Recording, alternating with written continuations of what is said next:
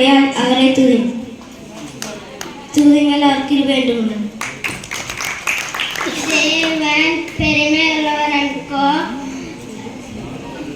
எதிர்த்து நிற்கிறார், தாழ்மை உள்ளவர்களுக்கோ கிருபை அளிக்கிறார்.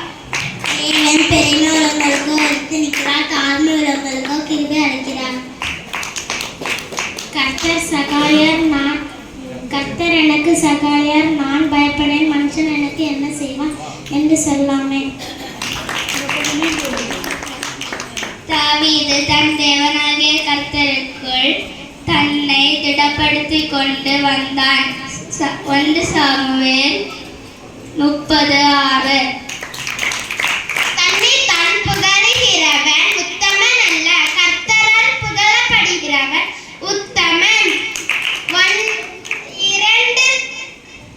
2 கொரிந்தியர் 10:18. அவர் இருதயங்களை எல்லாம் அவர் உருவாக்கி அவர் செய்கைகளை எல்லாம் கவனப்படுத்துகிறார்.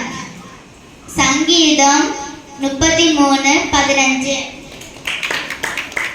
துர்க்கிரைகளுக்கு தக்கதாக தண்டனை சீக்கிரமாய் நடவாதபடியால் மனுபுத்திரரின் இருதயம் பொல்லாப்பு செய்ய அவருக்குள்ளே துணிகரம் கொண்டிருக்கிறது. நான் உனக்கு போதித்தேன், நடக்க வேண்டிய வழியை உனக்கு காட்டுவேன், உண்மையில் என் கண்ணை வைத்து உனக்கு ஆலோசனை சொல்லுவேன்.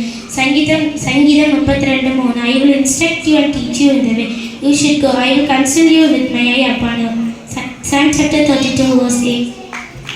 நிச்சயமாக நான் என்னை ஆசீர்வதிக்கவே ஆசீர்வதித்து உன் பேரை பெருக பண்ணுவேன் என்றார். அந்தபடியே அவன் பொறுமையாய் இருந்து வாக்குத்தத்தம் பண்ணப்பட்டதை பெற்றான்.